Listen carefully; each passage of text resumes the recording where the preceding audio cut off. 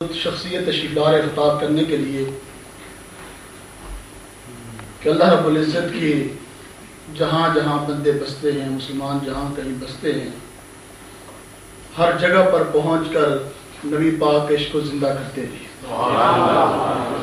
اور صحابہ کرام رضوان اللہ تعالی مجمعین والی سنت کو جگہ جگہ کریا کریا بستی بستی چل کر لوگوں کے دلوں کو عشق مصطفیٰ سے منور کرتے ہیں۔ اور میں زیادہ حال نہیں رہنا چاہتا، سرکار کا ذکر ہے اور محفل پر ایک رنگ طاری ہے، میں چاہتا ہوں یہی رنگ آگے بھی چلے اور انشاءاللہ نماز عشاء اس وقت ہم پڑھیں گے جب حضرت کا خطاب ختم ہوگا۔ اس لیے آپ گھڑی کو نہ دیکھیں، حضرت کا خطاب جب انشاءاللہ مرضی کے مطابق خطاب ختم فرمائیں گے پھر انشاءاللہ ہم نماز عشاء پڑھیں گے۔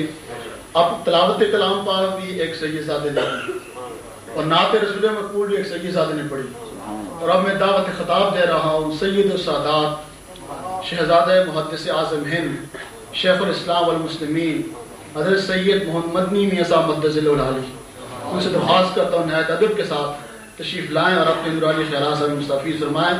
نعرہ تکبیر، نعرہ تکبیر، نعرہ رسالت، نعرہ رسالت، شیخ الاسلام، شیخ الاسلام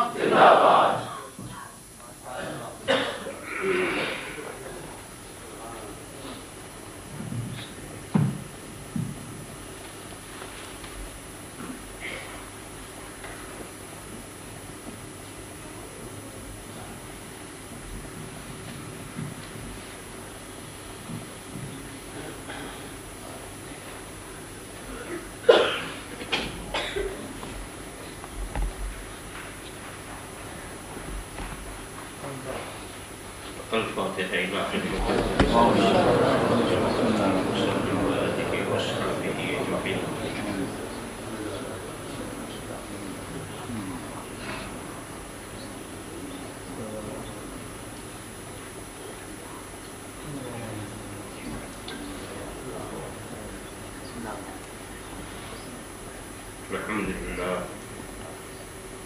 الحمد لله الذي قال في شان حبيبه الكريم عليه التحية والتسليم إن الله وملائكته يصلون على النبي يا أيها الذين آمنوا صلوا عليه وسلموا تسليما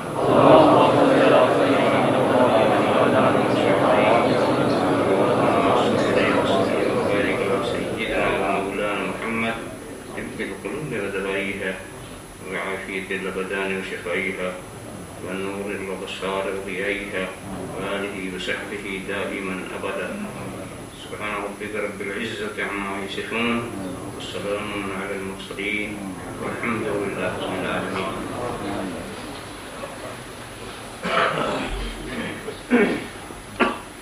الحمد لله الذي ابدع الأخلاق والأراضين، الصلاة والسلام على من كان نبيا وآدم بين الماء والطين وعلى آله وأصحابه أجمعين برحمتك يا أرحم الراحمين. أعوذ بالله من الشيطان الرجيم، بسم الله الرحمن الرحيم. يا أيها النبي إنا أرسلناك شاهدا ومبشرا ونذيرا وداعيا إلى الله بإذنه وسراجا منيرا. صدق الله مولانا العظيم وصدق رسوله النبي الكريم ونحن على ذلك لمن الشاهدين والشاكرين والحمد لله رب العالمين. بارك الله لنا بكم في القرآن العظيم ونحن إياكم بالآيات والذكر الحكيم إنه تعالى جواد كريم ملك بر رؤوف رحيم.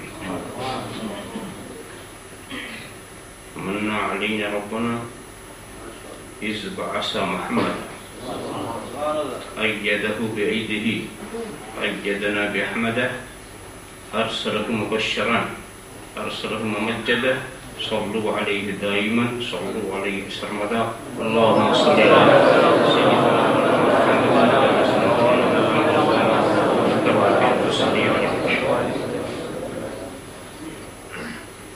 ادب گاہیست زیر آسما درش نازکتر نفس گم کردہ می آیت جنید و بایزیدی جا مصطفیٰ برسان خیش را کہ دی ہما اوست اگر برون رسیدی تمام بولا بیست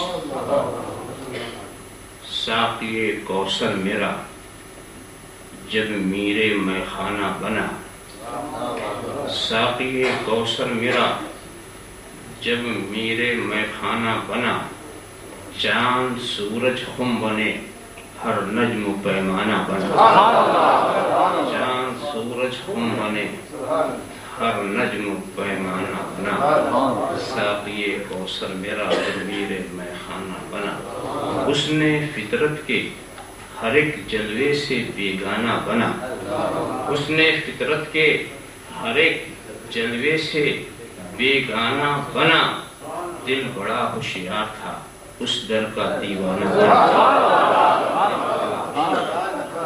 اس نے فطرت کے ہر ایک جلوے سے بیگانہ بنا، دل بڑا ہوشیار تھا اس در کا دیوانہ بنا، دل بڑا ہوشیار تھا، میرے دل میں حب احمد کے ہیں گل بوٹے کھلے، میرے دل میں حب احمد کے ہیں گل بوٹے کھلے، اب اسے کعبہ سمجھ وائس کی بت خانہ بنا،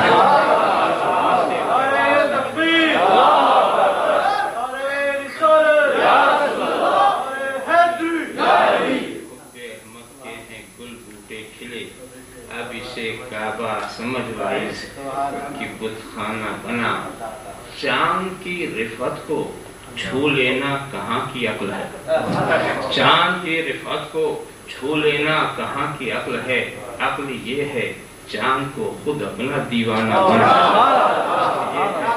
چاند کو خود اپنا دیوانہ بنا، آج بھی سورج پلٹ سکتا ہے تیرے واسطے، آج بھی سورج پلٹ سکتا ہے تیرے واسطے، اپنے دل کو الفت احمد کا کاشانہ بنا، اپنے دل کو الفت احمد کا کاشانہ بنا، اس بہانے ہی سے جا پہنچوں لبے اعجاز تک،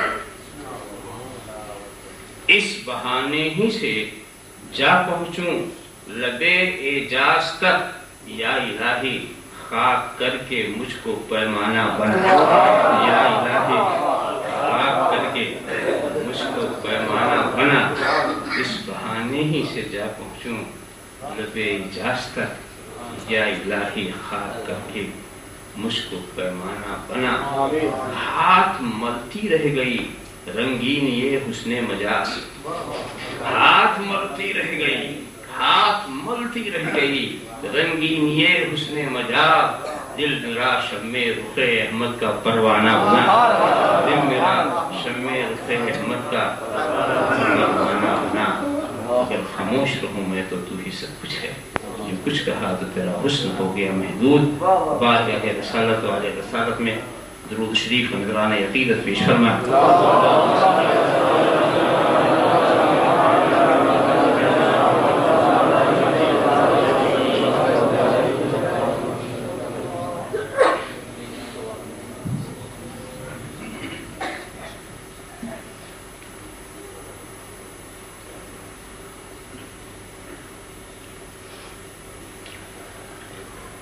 ایک بار اور حدیث درود شریف پیش فرمائیں۔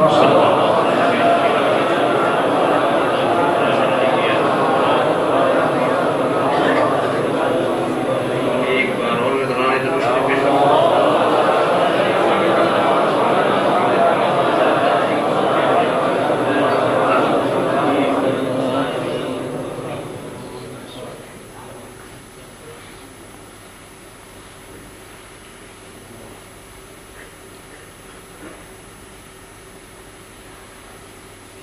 میں نے قرآن کریم کی جس آیت کریمہ وہ آج کے لیے سرنامہ بیان قرار دیا ہے،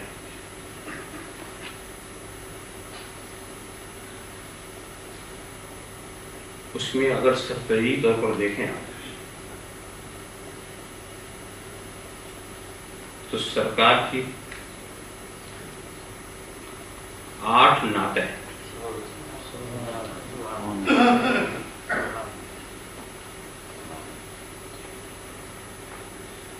یا ایھا النبی، پہلی نعت تجھے، انا صرناک دوسری نعت یہ، شاہد تیسری، مبشر چوتھی، نذیر پانچویں،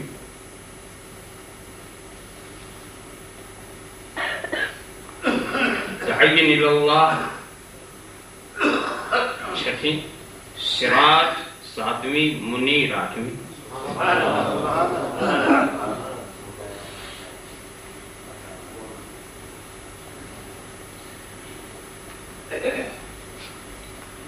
خطاب کرنے کے بھی کچھ اصول ہوتے ہیں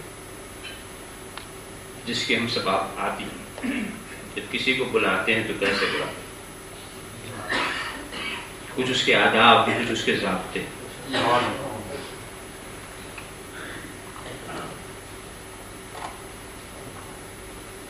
ہر بڑے کو آپ یہ حق دیتے ہیں کہ اپنے چھوٹے کو وہ بلائے تو نام لے کر بلائے، اور نام ہی لے کے بلایا بھی جاتا، کسی کو بھی آپ آواز دیں گے۔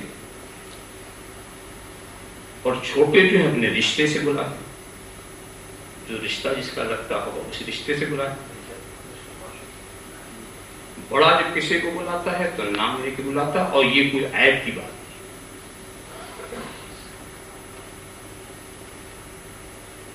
یہ ضابطہ قرآن کریم میں بھی جگہ جگہ آپ دیکھیں گے، اپنی جگہ پر ہے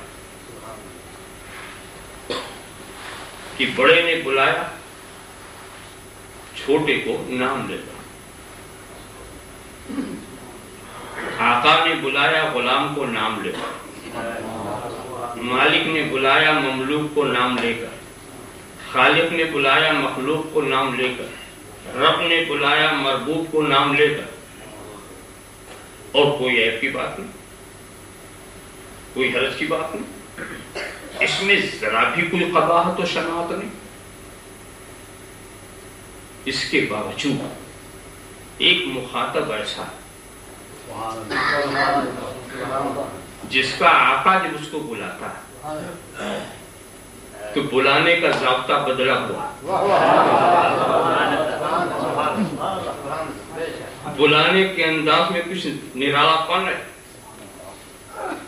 یعنی خطاب کے اندر نعت نہیں کہی جاتی، خطاب کے اندر صرف خطاب مقصود ہوتا ہے، تعریف مقصود نہیں ہوتی، مگر نبی سے جو خطاب کیا گیا اس میں بھی نعت ہے، وہ خطاب بھی بانداز نعت، نبی سے جہاں جہاں خطاب آپ پائیں گے بانداز نعت، نام لے کر خطاب کہیں نہیں کیا گیا، اوصاف سے یاد کیا گیا۔ یا آدم اسکو انت و زوجک الجنہ فرمانے والا،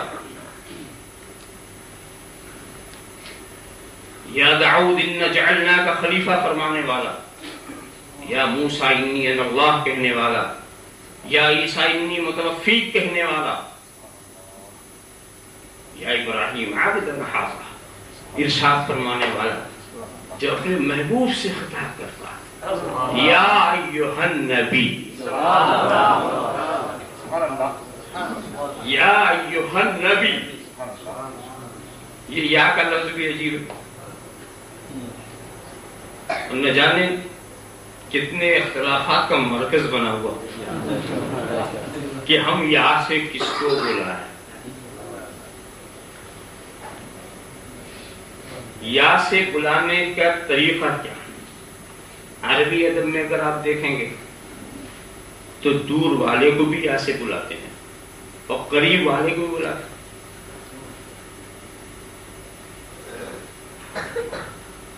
معیار کیا ہے خطاب کا؟ تو میں آسانی سے بات کہہ دوں، یا سے بلا سکتے ہیں آپ اس کو جہاں تک آپ کی آواز پہنچ سکے، یا جس کو بلا رہے ہیں جہاں تک وہ سن سکے۔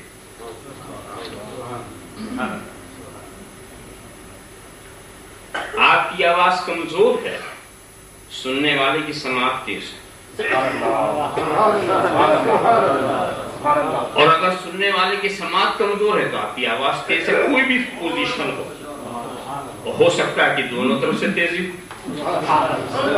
بولنے والا بھی تیز ہو، سننے والے بھی تیز ہو. پہنچنے کی بات ہے، پہنچنے کی بات. اچھا تو جس وقت آواز نے اسی وقت پہنچے، کیا یہ ضروری؟ تو دیکھو ایک آواز دی گئی تھی، یا ایھا الذین آمنوا، تو خدا نے خطاب کیا تھا یا سے، اور کس سے کیا؟ ایمان والوں سے. حکم کیا دیا؟ اقیموا الصلاۃ، نماز قائم کرو. تو یہ کس دور کے مومنوں سے خطاب؟ اس خطاب کے سننے والے کون تھے؟ تو سرکار سے جنہوں نے سنا، کیا وہی مخاطب تھے؟ سرکار سے جنہوں نے سنا، کیا اس آیت کے وہی مخاطب، یا قیامت تک آنے والے سب مخاطب؟ تو جب معدوم کو بلایا جا سکتا ہے، جس کا وجود ہی نہ ہو، جس کا وجود ہی نہ ہو، اس سے جب خطاب کیا جا سکتا، تو جو موجود ہو اس سے خطاب کرنے میں کیا ہے؟ بات وہاں بھی وہی ہے کہ وہ معدوم ضرور ہے، مگر جب موجود ہوں گے تو یہ خطاب ان تک پہنچے گا. بس خطاب کا پہنچ جانا کافی ہے. کیسے پہنچے؟ ان کی اپنی سماعت سے پہنچے یا کسی کے پہنچانے سے پہنچے. خطاب پہنچ گیا، مقصد حاصل. خطاب پہنچ گیا تو مقصد حاصل. یہاں پر عجیب معاملہ ہے. یا سے بلانے کی جب بات آتی ہے تو تقسیم لوگ کرنے لگتے ہیں، اور وہیں سے پھر وہ جھگڑا شروع ہو جاتا ہے، اور پھر کہتے ہیں کہ صاحب یا اللہ کہنا تو سمجھ میں آتا ہے، مگر یا رسول اللہ کہنا سمجھ میں نہیں آتا. یا اللہ کہنا تو سمجھ میں آتا ہے، مگر یا رسول اللہ کہنا، اور ان کی سمجھ میں اس لیے نہیں آتا کہ وہ سمجھے ہوئے ہیں کہ سرکار تک یہ آواز پہنچتی، اسی لیے بات سمجھ نہیں آتی. مگر میرے سوچنے کا انداز دوسرا. یا اللہ کہنے والے جب کبھی آپ کو ملے، ان سے پوچھو یا اللہ کہہ کے تم بلاتے کس کو؟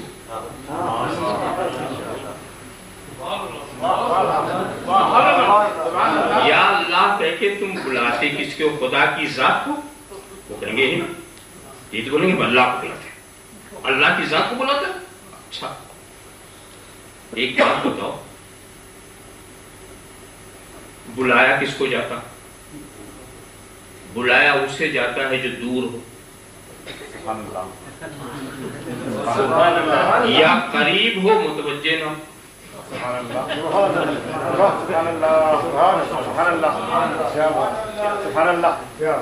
ہمارے مولانا ہمارے قریب بھی ہیں، متوجہ میں ان کو بلاؤں گا. اگر میں بلاؤں تو آپ سمجھیں گے کہ دماغ کی چول ڈیلی ہو گئی کیا. وہ قریب بھی ہیں، متوجہ بھی. تو خدا کو جو تم بلاتے ہو، کیا خدا تم سے دور ہے یا قریب ہے اور متوجہ نہیں؟ تو جو خدا ہر آن متوجہ ہے، اس کے بلانے کا مطلب یا اللہ تو کہا بھی نہیں سمجھے. سچی بات تو یہ ہے کہ یا اللہ کہنا آپ سمجھ میں نہیں آئے گا، اس لیے کہ خدا کی ذات کو بلانے کا مطلب کیا؟ وہ قریب بھی ہے، متوجہ بھی ہے. اور قریب متوجہ ہو اسے پکارا نہیں جاتا، پکارنا بدتمیزی ہے. یہ تو بے ادبی کی بات ہے کہ ایک شخص قریب بھی ہو، ایک ذات قریب ہو متوجہ، تو وہ ذات جو ہر آن متوجہ، ہر آن قریب کی قربت کا اندازہ نہیں کر سکتے، اس کو آپ بلا رہے ہو. دور سمجھا تو کافر ہو گئے، غیر متوجہ سمجھا تو کافر ہو گئے. مسئلہ اتنا نہ سوچو. دور سمجھو تو کافر، اپنی طرف متوجہ نہ سمجھو تو کافر. اب یا اللہ کہہ دے بلایا کس کو؟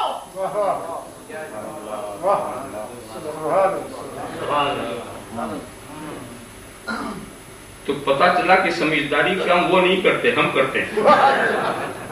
مگر آپ بھی الٹ کے کہتے ہیں صاحب آپ بھی تو یا اللہ کہتے ہیں، آپ بھی تو اللہم کہہ کے دعا کرتے ہیں، آپ کس کو بلاتے ہیں؟ کہا میں ایسی بیوقوفی نہیں کرتا کہ میں خدا کی ذات کو بلاؤں.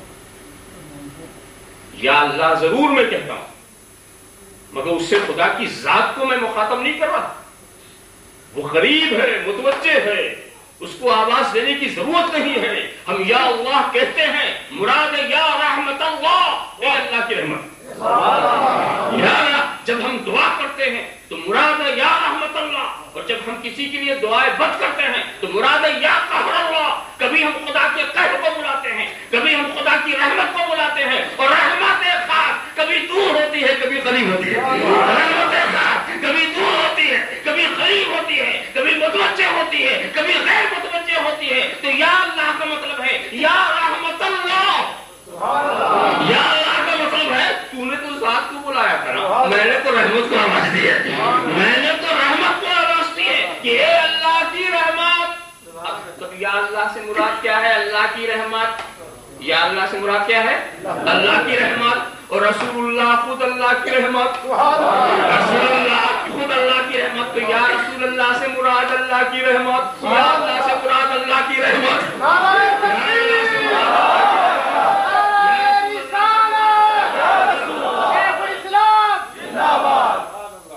چلا کہ سمجھداری کام ہم ہی کر رہے ہیں، جو ہم خدا کی رحمت کو کبھی رحمت کے نام سے بلاتے ہیں اور کبھی رسول کے نام سے بلاتے ہیں رحمت ہی کو. وما ارسلناک الا رحمتا للعالمین. بلانے کی بات، اور ایک نقطہ بس سمجھتے ہیں. بلانے کے لیے آپ کو یقین ہونا چاہیے کہ آپ کی آواز وہاں پہنچتی، آپ بلا سکتے. فاروق اعظم نے کوئی نادانی نہیں کی تھی جو ممبر رسول سے یا ساریت والجبل کا، وہ جانتے تھے کہ آواز پہنچے گی. حضرت ساریہ نے سنا. مان لیجئے کہ سنانے والا بھی تیز تھا، سننے والے بھی تیز تھے. انہوں نے سنا. یہ تو صحابیوں کی سماعت تھی نا، نبی کی سماعت میں کیسے سمجھا؟ کان کا حلقہ اگر دیکھو گے تو دھوکہ کھا جاؤ گے، اس کی قوت دیکھو گے تو سمجھ آ جائے گی. آنکھوں کی بناوٹ سب کی ایک طرح ہے، بینائی ایک طرح نہیں. کانوں کی بناوٹ سب کی ایک طرح ہے، سماعت ایک طرح نہیں. زبان سب کے پاس ایک طرح ہے، گویائی ایک طرح نہیں. دماغ سب کے پاس ایک طرح ہے، سمجھ ایک طرح نہیں. ہاتھ پیر سب کے پاس ایک طرح ہے، قوت ایک طرح نہیں. جب آپس میں تم ایک طرح نہیں تو نبی کی طرح کیسے؟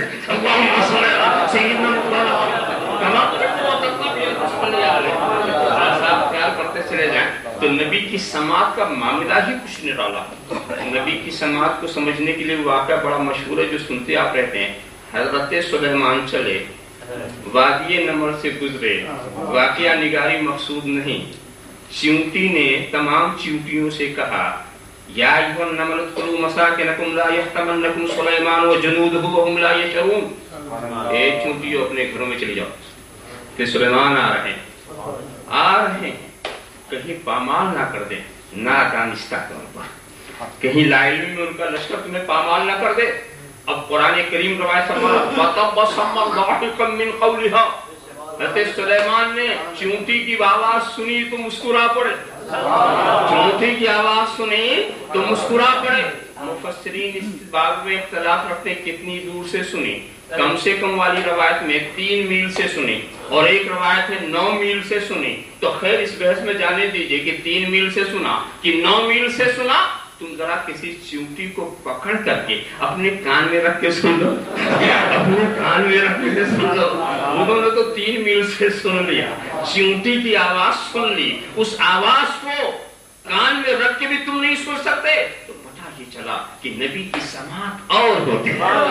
نبی کا سننا اور ہوتا ہے. اسی لیے نسیم الریاض میں فیصلہ کن انداز میں یہ بات کہی گئی ہے کہ الانبیاء علیہم السلام من جہت الاجسام والظواہر مع البشر وبواطنهم وقواهم الربانیہ ملکیۃ لذا ترى مشارق الارض ومغاربها وتسمع وتیت السماء وتشم رائحة جبریل اذا اراد النزول علیہم. انبیاء علیہ السلام ظاہری حیثیت میں بشر کے ساتھ ہیں، ظاہری حیثیت میں، ظاہری جسمانی کیفیت میں مع البشر. کیا احتیاط کی ہے؟ کل بشر نہیں کا مع البشر، مع البشر بشر کے ساتھ ہیں، مگر ان کا باطن اور ان کی روحانی قوتیں ملکوتی شان رکھتے ہیں. اسی لیے وہ زمین کے مشرقوں کو بھی دیکھتے ہیں اور زمین کے مغربوں کو بھی دیکھتے ہیں، آسمان کی آواز سنتے ہیں، اور حضرت جبریل سدرہ سے آنے کا ارادہ کرتے ہیں، وہ یہیں سے سونگ لیتے ہیں، وہ یہیں سے سونگ لیتے ہیں. سدرہ کہاں؟ کچھ قریب کوئی جگہ ہے کیا منٹ کی ڈرائیو ہے؟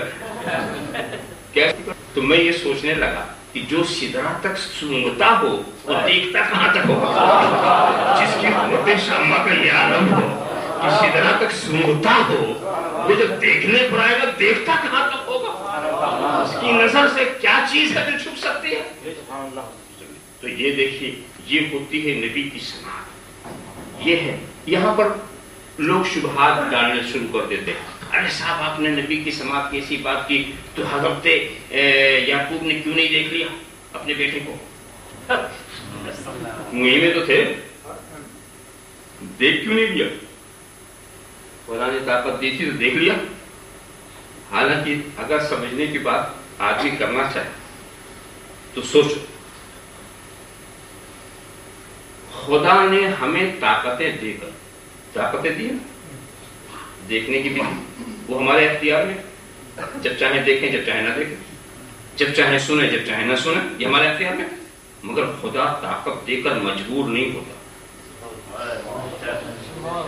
ایسا نہیں کہ دے دیا ہے تو اب کبھی اس طاقت پر حجاب نہیں لا سکتا. اس کی مصلحت اپنی جگہ پر، اس کی حکمتیں اپنی جگہ پر، اس کا نظام و قانون اپنی جگہ پر. طاقت دینا اور چیز، اور طاقت کو استعمال کرنے کی فرصت دینا یہ اور چیز ہے.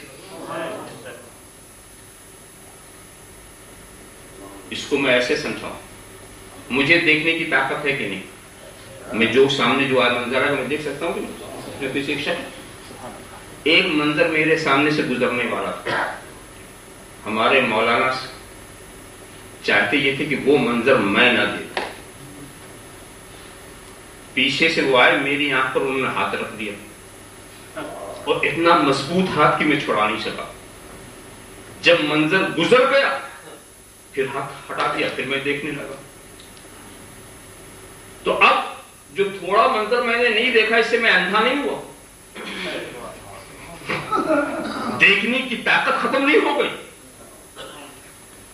مجھے نابینا نہیں کہا جائے گا. اب یہ مولانا سے پوچھو کہ انہوں نے کیوں نہیں دیکھنے دیا. یہ نہ سمجھو کہ میری طاقت ختم ہو گئی، طاقت ہے مگر انہوں نے کیوں نہیں دیکھنے دیا اب یہ بتائیں گے. تو قوت قدسیہ نبیوں کو دی گئی، مگر خدا نے حکمت کا حجاب کیوں ڈال دیا؟ یہ حضرت یعقوب سے نہ پوچھو، یہ خدا سے پوچھو، مجھ سے سمجھو. اور کچھ جواب کچھ عجب نہیں کہ تمہاری سمجھ میں جواب آئے کہ اگر میں وہاں دکھا دیتا تو کیا ہوتا، نہیں دکھایا تو کیا ہوا، دکھا دیتا تو کیا ہوتا.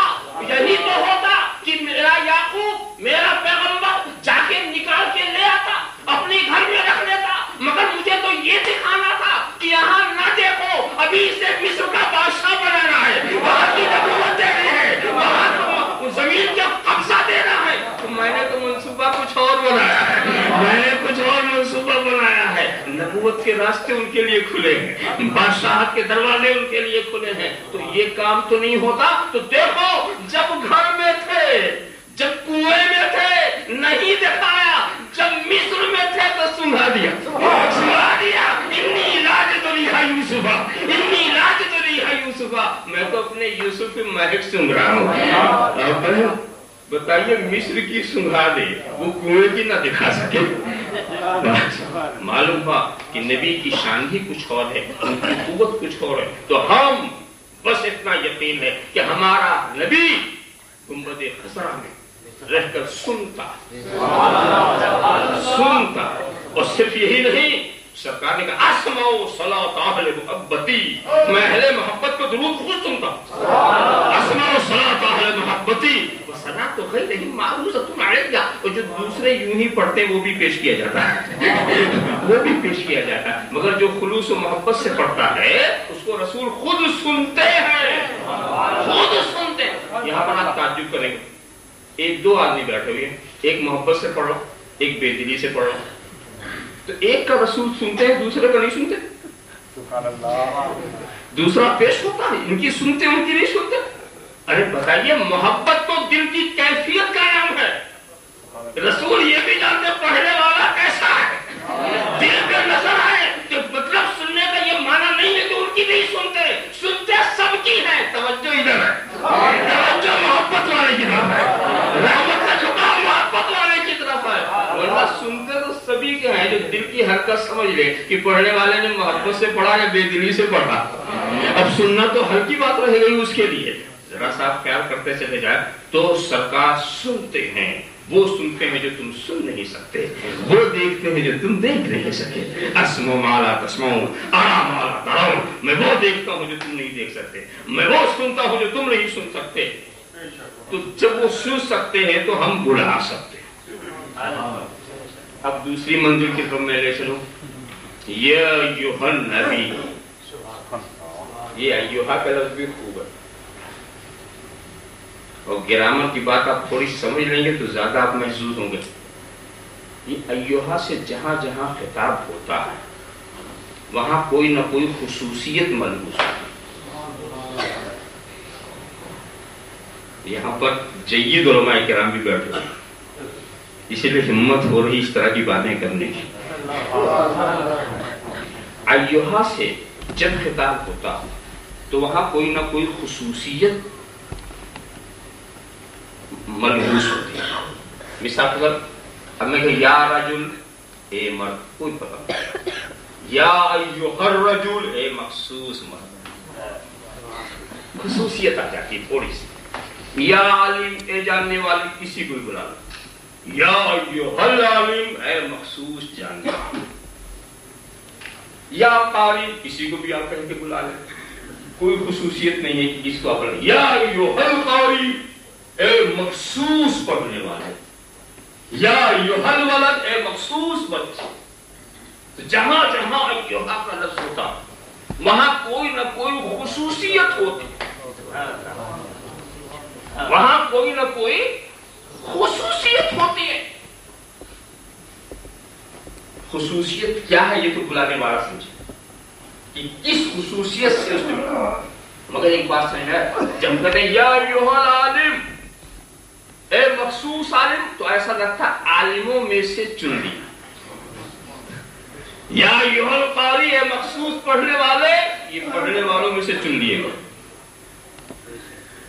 یا ایھا الولد, اے مخصوص بچے, بچوں میں سے آپ نے چن لیا. جو لفظ بولیں گے اسی میں سے آپ نے ایک مخصوص نکالا. تو یا ایھا النبی, اے مخصوص نبی, یعنی نبیوں میں سے چن لیا, نبیوں میں سے چن لیا. جو پہلے ہی سے چنے ہوئے تھے, اب اس میں سے اگر کوئی چن لیا جائے تو اس کی مثال کہاں ملے گی, اس کی نظیر کہاں ملے گی. تو بالکل, تو اگر آپ دیکھیں تو حاصل مراد یہ ہوتا ہے کہ اے بے مثل نبی, اے بے نظیر نبی. مگر نہیں, بات ابھی نہیں بنتی. آپ نے صاحب یہ کہاں سے آپ نے گھما پھرا کر کے ایھا ہو مخصوص ہو, تو کیا ایھا سے جس کا خطاب ہوتا ہے وہ بے مثل ہوتا ہے, وہ بے مثل ہوتا ہے. جس کا خطاب ہو جائے وہ بے مثل. خدا کسی سے ایھا سے خطاب کر دے تو کیا بے مثل ہوگا. یا ایھا المزمل, یا ایھا المدثر, اے چھلمٹ مارنے والے, یہ چادر کے لپیٹنے والے تو کیا کوئی دوسرا جھرمٹ نہیں مارتا؟ کیا کوئی دوسرے لوگ کمبلی نہیں اوڑھتے؟ کیا دوسرے لوگ چادر نہیں لپیٹتے؟ کہا سنو نگاہ محبت سے دیکھو، لپیٹنے والے تو بہت سے ملیں گے، لپیٹنے والے بہت سے ملیں گے، مگر کائنات کا تاجدار اگر یہ انداز اختیار کرے تو یہ بے مثل انداز ہے۔ اے محبوب محب کی نظر سے دیکھو، اے محبوب یہ جھرمٹ مارنا بھی بے مثل ہے، یہ کملے کا اوڑھنا بھی بے مثل ہے، یہ چٹائی کا بیٹھنا بھی بے مثل ہے۔ واقعی اے بے مثل جھرمٹ مارنے والے، اے بے مثل چادر توڑنے والے، اس لیے کہ محبوب کی ہر ادا بہت پیاری ہوتی ہے، چاہنے والے کے محبوب کی ادا پیاری ہوتی ہے۔ پھر آپ نے کہا کہ صاحب یہ بات ابھی نہیں بنی گا کیا؟ کہ یا ایھا الذین آمنوا، اس میں بھی تو ایھا، تو کیا یہ ایمان والے بے مثل ہیں؟ کیا حضرت آدم کے ماننے والے مومن نہیں تھے؟ کیا حضرت ابراہیم کے ماننے والے مومن نہیں تھے؟ کیا حضرت مسیح کے ماننے والے مومن نہیں تھے؟ ہم کہتے ٹھیک، وہاں بھی یہی بات ہے، سب ایمان والے تھے، مگر اے محمد عربی کے ماننے والے تم بے مثل ماننے والے ہو، تم بے مثل عربی کے ماننے والے ہو، تمہارے ایمان کی مثال ہی نہیں۔ اللہم صلی علی سیدنا محمد کما تحب و ترضى تصلی علیہ۔ پھر آپ نے کہا ابھی بھی بات صاف نہیں ہوئی، اس لیے کہ کافروں سے بھی کہا گیا قل یا ایھا الکافرون، یہاں بھی ایھا کا لفظ ہے، یہاں بھی ایھا کا لفظ ہے، قل یا ایھا الکافرون۔ کیا اور پہلے کے جو کافر تھے وہ کافر نہیں تھے؟ جنہوں نے انبیاء کو ستایا کفر کیا وہ کافر نہیں تھے؟ بات سچ ہے، سب کافر تھے، مگر اے رسول عربی کے نہ ماننے والوں تمہارے کفر کی مثال نہیں مل سکتی، تم بے مثل کافر ہو، تمہارے کفر کی مثال نہیں مل سکتی۔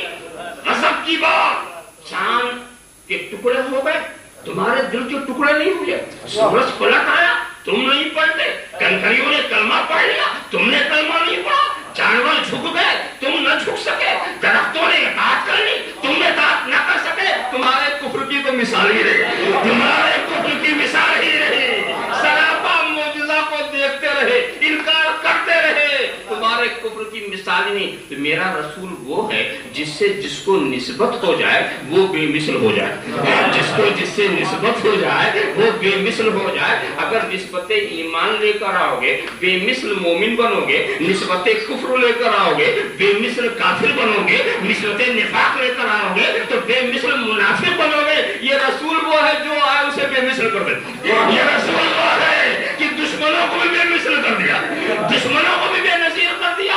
ذرا سا سوچو، رسول کا مدینہ بے مثل مدینہ، رسول کا پسینہ بے مثل پسینہ، رسول کے اصحاب بے مثل اصحاب، رسول کے ازواج بے مثل خواتین، رسول کی آل بے مثل آل، رسول کا شہر بے مثل شہر، رسول کا دین بے مثل دین، رسول کی امت بے مثل امت، رسول کا زمانہ بے مثل زمانہ۔ جس سے نسبت تم کو بے مثل بنا دے وہ تمہارے مثل کیسے؟ اللہم صلی علی سیدنا محمد کما تحب و ترضى ان تصلی علیہ۔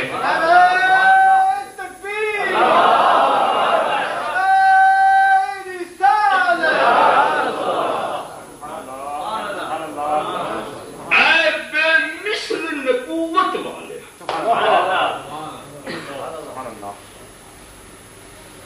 یہاں پر آپ دیکھیں کہ ویسے بھی دیکھیے سرکار کی نبوت کی بے مثلی،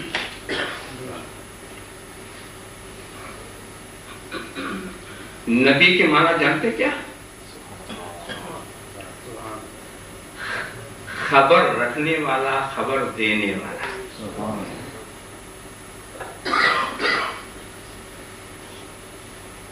یہ نبعون ایک لفظ ہے،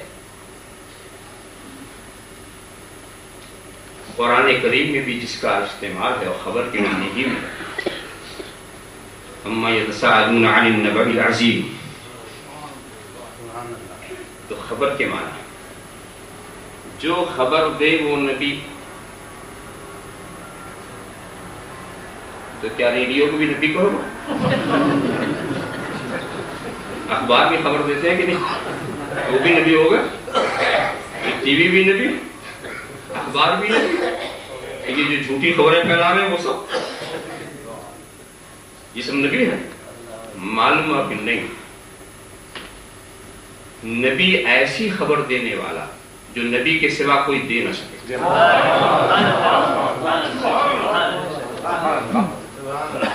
جو نبی کے سوا دے نہ سکے ایسی خبر دینے والا نبی. اب وہ کون سی خبریں ہیں؟ وہ غیب کی خبر.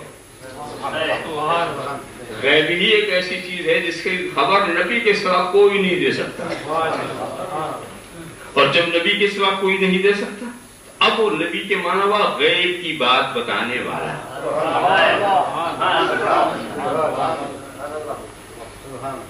اے بے مثل غیب کی بات رکھنے والے اور اے بے مثل غیب کی بات بتانے والے.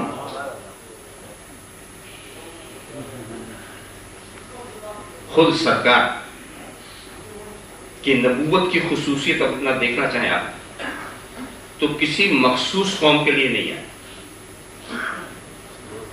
دائرہ نبوت بڑا وسیع. آخری نبی، قیامت تک کے نبی. اور آپ جانتے ہیں کہ نبی کا کام کیا؟ بنیادی کام.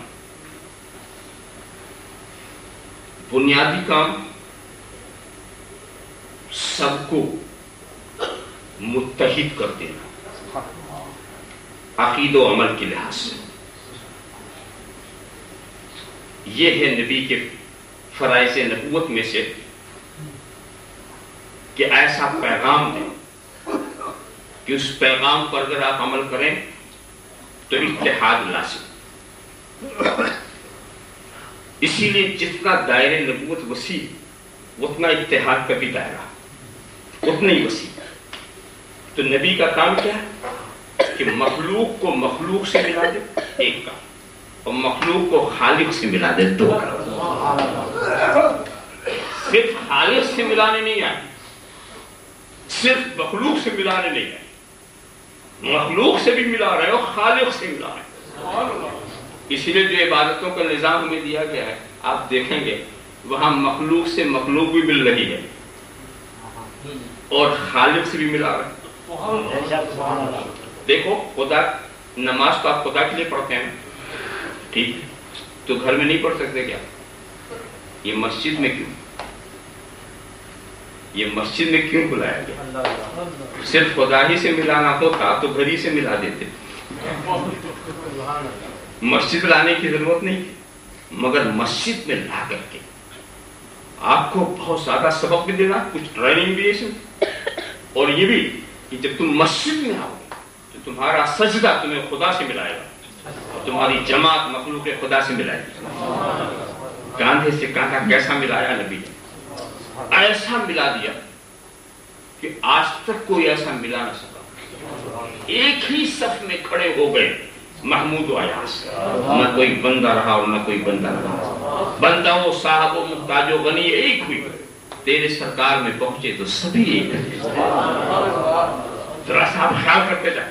اور کتنی شائستگی کہ آپ نے اپنے امام کو بڑھا دیا نا، اس کے پیچھے کھڑے ہو گئے سب بچتا ہے. اور پھر یہ بھی دیکھتے کہ جو جس ترتیب سے آتا ہے اسی ترتیب سے صف میں بیٹھتا.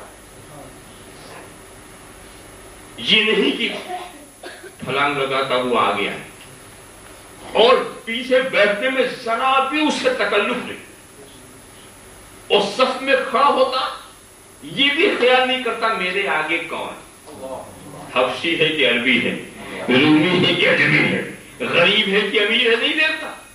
اور ایسا بھی ہوتا کہ آگے غریب ہوتا پیچھے امیر ہوتا. یہ دیر میں آنے کے عادی ہے نا تو اکثر پیچھے ہی ہوتے ہیں. مگر ذہن و فکر کی طہارت تو آپ دیکھیں کہ جب آپ سجدے کی حالت میں ہوتے ہیں جہاں غریب کا پیر ہوتا وہاں امیر کا سر ہوتا. مگر نہ غریب کے دل میں غرور پیدا ہوتا، نہ امیر کو اپنی کمتری کا احساس ہوتا. ذہن و فکر کو دیکھیے. اور اس کے بعد جب امام بنا کر کے آپ نے کسی کو آگے بڑھا دیا، یہ آپ کا بنایا ہوا امام، آپ کا مقرر کیا ہوا امام، बढ़ा दिया, अब उसके इशारे पर अमल कितना कर रहे हैं। जैसे जैसे वो आपको उठा बिठा रहा है, आप आराम से उठ बैठ रहे हैं। भाई वो इमाम साहब कुछ हो भी तो सकते हैं आपके रिश्ते में भी ना, किसी के बाप होंगे, किसी के चचा होंगे, किसी के नाना होंगे, किसी के दादा होंगे, मगर यहाँ के आदाब तो देखो, कोई भी ऐसा शख्स नहीं है जो यूं नियत करता हो कि पीछे अपने अब्बा जान के नियत की मैंने 4 रकात नमाज, पीछे अपने नाना के नियत की मैंने 4 रकात नमाज, पीछे अपने चचा के। न कोई चचा कहता है, न कोई नाना कहता है, न कोई अब्बा कहता है, न कोई भाई कहता, सबकी बोली है कि पीछे इस इमाम के, पीछे इस इमाम के। बाप भी इमाम कह रहा है, नाना भी इमाम कह रहा है, दादा भी इमाम कह रहा है। तो ये मुकाम ऐसा है जहां कोई आ जाए रिश्ते नहीं लगाए जाते। यहाँ का तो सिर्फ एक रिश्ता है, वो इमाम है, तू मुक्तदी है, वो इमाम है, तू मुक्तदी है। हाँ, जब वो मसनद छोड़ दे फिर कोई भी रिश्ता लगाओ, जो जैसा रिश्ता, मगर जब तक वो उस मसनद पर है तुम्हें अपना इमाम समझ करके खड़ा होना। अगर इमामत की नियत न करो तो नमाज नहीं होगी, अगर उसको इमाम ना समझो तो तुम्हारी नमाज नहीं होगी। तो इमाम समझ करके खड़े हैं, इमाम समझ कर झुक रहे हैं, इमाम समझ कर सजदा कर रहे हैं, तो उसको इमाम आपने समझा। अब जब मुसल्ला छोड़े तब रिश्ता लगाओ। वाकई इमाम का मुकाम पता चल गया कि जब इमाम मस्जिद का ये हाल है कि वो मुसल्ले इमामत पे चढ़ जाए तो सारे रिश्ते हवा हो जाते हैं, सारे रिश्ते हवा हो जाते हैं। इमामुल अंबिया की क्या शान है, इमामुल अंबिया की शान क्या है। अब उन्हें देखना है तो रिश्ता लगा के ना देखो, रिश्ता लगा के ना देखो। अब सिर्फ एक रिश्ता है, वो नबी है, हम उम्मती, वो नबी है, हम उम्मती है। इसीलिए जो रिश्ते वाले भी थे वो रिश्ते से पुकारते नहीं, जो वाकई रिश्ते वाले थे वो रिश्ते से पुकारते नहीं थे। हजरत अब्बास से एक बात कही थी अल्लाह के रसूल ने, ए चचा आप मुझसे बड़े हैं, उम्र में कुछ ज्यादा थे, 2 साल के। ए चचा आप मुझसे बड़े हैं। फौरन हज़रत अब्बास ने कहा, ला या रसूल अल्लाह, ला या रसूल अल्लाह, बल हसन, मैं आपसे बड़ा नहीं हूं, कुछ पहले पैदा हो गया। मैं आपसे बड़ा नहीं हूं, कुछ पहले पैदा हो गया हूं। यहां से राज समझ में आ गया। हज़रत बायज़ीद बुस्तामी के ताल्लुक से एक बात मशहूर थी कि जो काफिर भी उनको देख ले तो मोमिन हो जाए, काफिर भी उनको देख ले तो मोमिन हो जाए। हज़रत अबुल हसन खरकानी से पूछ लिया महमूद गज़नवी ने, ये क्या बात है, हज़रत बायज़ीद को काफिर देख ले मोमिन हो जाए, और रसूल अरबी को अबू जहल ने देखा, अबू लहब ने देखा, उतबा और शैबा ने देखा, वो ईमान वाले नहीं हुए, वो ईमान वाले नहीं हुए। तो अबुल हसन खरकानी ने क्या जवाब दिया था, नादानो समझो, अबू जहल ने मोहम्मदुर रसूलुल्लाह को देखा ही नहीं, अबू लहब ने मोहम्मदुर रसूलुल्लाह को देखा नहीं, उसने तो मोहम्मद इब्ने अब्दुल्लाह को देखा, उसने अब्दुल्लाह के बेटे को देखा, अब्दुल मुत्तलिब के पोते को देखा, अपने भतीजे को देखा। अल्लाह के रसूल को देखता तो मोमिन हो जाता, अल्लाह के रसूल को देखता तो यकीनन ईमान ले आता। रिश्ता लगा के देखा, भतीजा समझ के देखा, तो भतीजा समझ के देखोगे तो ईमान नहीं ला सकते। रिश्ता लगाकर भाई बना के देखोगे तो ईमान नहीं ला सकते, रिश्ता लगा करके देखोगे तो ईमान नहीं ला सकते। सिर्फ देखने की क्या बात है, वो रसूल है, हम उम्मती, दूसरी बात देखने की है ही नहीं है, वो रसूल है, हम उम्मती हैं। रिश्ता लगा कर देखें। आप कहेंगे भाई चलो अबू लहब मर गया, अबू लहब मर गया, उसका रिश्ता भी मर गया, कभी देखा होगा उसने भतीजा समझ कर। हमने कहा बात तो सही है कि वो चला गया, अब उस सरकार को भतीजा कौन कहेगा। उसने सोचा, रिश्ता लगाया, अबू जहल ने अपना रिश्ता लगाया, तो कहा कि भाई वो तो चला गया, ठीक है चला गया, मगर उसका बनाए हुए रिश्ते वो फना नहीं हुए। जो बना के छोड़ के गया था बस तावील बदल गई, लगो लहजा बदल गया, लगो लहजा बदल गया। अच्छा एक बात बताओ, मेरा भतीजा मेरे बेटे का क्या, جس کو میں بھتیجا کہوں گا بیٹا کیا کہے گا؟ بھائی کہے گا نا، بھائی کہے گا نا، بھائی کہے گا. ظاہر ہے کہ وہ تھوڑی بھتیجا تھا، یہ تو باپ کہتا تھا نا، یہ تو باپ کہتا تھا بھتیجا. بیٹا تھوڑی بھتیجا کہے گا، بیٹا تو اپنا رشتہ لگائے گا نا، باپ کا بنایا ہوا رشتہ. تو جس کو ابو جہل ابو لہب نے اپنا بھتیجا سمجھا، اس کے بیٹے اپنا بھائی کہے تو رشتے میں ذرا فرق شروع ہو گیا، باپ بیٹے کا فرق ہو گیا، اسی لیے بولی بدلی ہوئی ہے. سیدنا مولانا کما کہیں وہ ہوتا تھا کہ مشکلیاں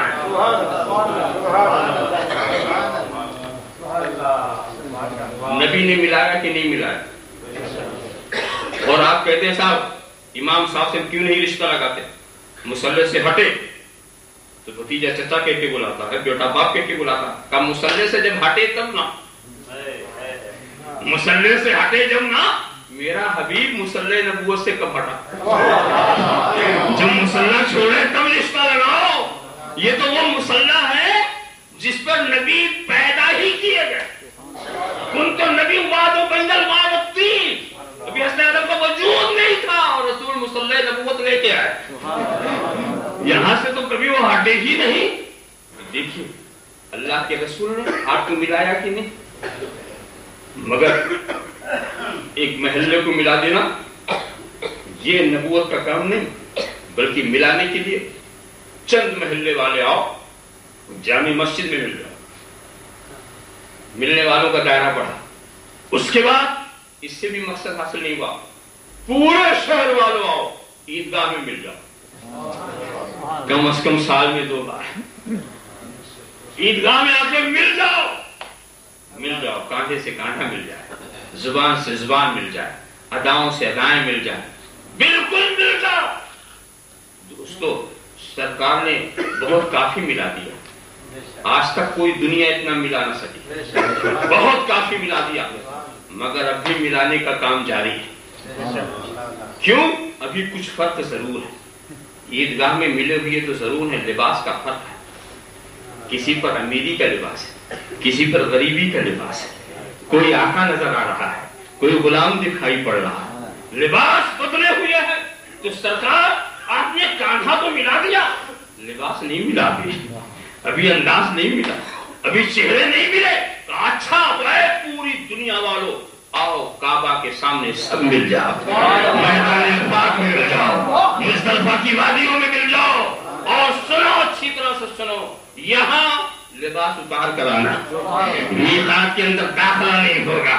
چادر لپیٹ دو، چادر لپیٹ لو اور اس کے بعد آؤ.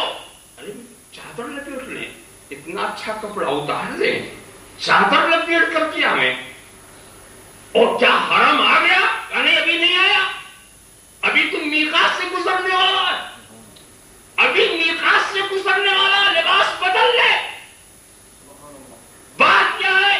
ارے نادان، خدا کی بارگاہ جلال میں اب تیری حاضری ہونے والی ہے.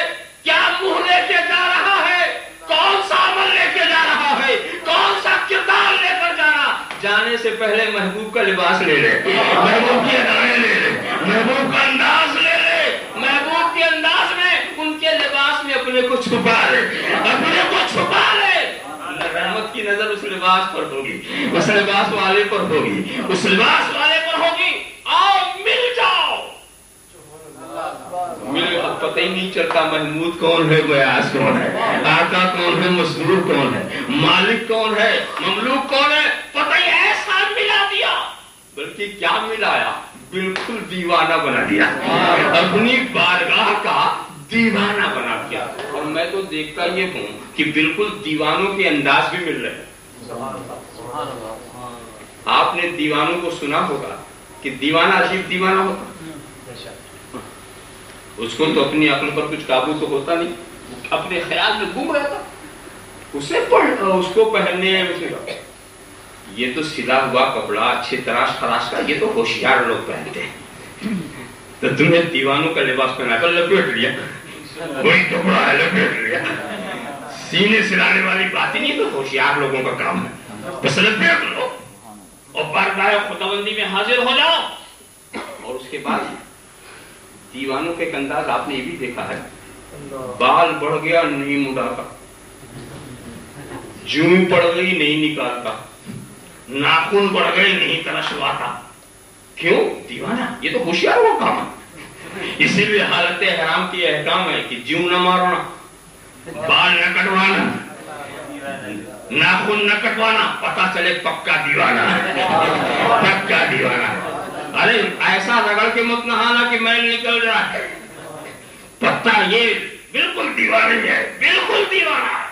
اور اس کے بعد آپ نے دیوانوں کا یہ بھی انداز دیکھا ہوگا کہ دیوانہ اپنے محبوب کے گھر پر والہانہ طور پہ چکر لگاتا، چیختا ہے، روتا ہے، لپٹتا ہے. تو یہ ہدایت دی گئی کہ آؤ اور اپنے محبوب کو یاد کرو، خدا کو یاد کرو، اس کے در سے لپٹو، چمٹو، رو، گریہ وزاری کرو. چکر لگا رہا ہے دیوانہ، چکر لگا رہا. مگر دیوانہ کہیں ایک جگہ کے چکر سے فرصت نہیں ملتی. دیوانہ ہی نا کبھی اس پہاڑی پہ چلا گیا، کبھی اس میدان میں چلا گیا، کبھی اس صحرا میں چلا گیا. دیوانہ کسی ایک جگہ پہ صبر نہیں کرتا. کہا تو پھر ایسا بھی کر، صرف چکر ہی مت رکھ، کبھی صفا پہ چلے جا، کبھی مروہ پہ چلا جا، بالکل دیوانگی والا انداز. اور کبھی عرفات میں 2 دن گزار، رات مزدلفہ میں کاٹنی ہے. دیوانہ ہے جو ہر جگہ دیوانگی کا منظر دکھاتا چلا جا رہا ہے. اور آپ نے یہ بھی دیکھا ہوگا کہ دیوانے کبھی کوئی پتھر مارنا شروع کر دیتے ہیں. دیوانہ ہی تو ہے نا، دیوانہ ہی تو ہے. تو اس کو اب کس چیز سے آپ روکیں گے؟ پتھر بھی مارنا شروع کر دیتا ہے. غائب دیوانے اس انداز کو بھی نپٹا لے. اس شیطان کو مار، اس شیطان کو مار، اس شیطان کو مار. دیوانگی کا کوئی عمل خالی ہونے نہ پائے. مگر یہ بارگاہ خداوندی کے دیوانے بڑے ہوشیار نظر آتے ہیں. پتھر بھی پھینکتے ہیں تو شیطان پر، پتھر بھی پھینکتے ہیں تو شیطان کے اوپر پھینک رہے ہیں. شیطان کو وہ ادھر مارو، ادھر مارو، ادھر مارو. پورا دیوانگی کا انداز. مگر اس کے بعد ایک بار کی ایک آواز آتی، خبردار، ہوشیار، یہ میری بارگاہ تھی جہاں تو دیوانہ بن کے رہا. اب محبوب کے ہاں جانا ہے، ہوشیار بن جا، ہوشیار بن جا. با خدا دیوانہ باشی، با محمد ہوشیار، با خدا دیوانہ باشی، با محمد ہوشیار. وہاں ادھر شور مت مچانا، وہاں آواز بلند نہ کرنا، وہاں چکر مت کاٹنا، وہاں ادھر ادھر مت دوڑنا، وہاں پتھر نہ مارنا. وہاں بالکل ہوشیاری کی بات. کیوں؟ یہاں کی اگر کوئی غلطی ہوگی تو ان کی شفاعت بخشوانے کی، اور اگر وہاں کا تم مجرم ہوگا تو میں کبھی نہ بخشوں گا.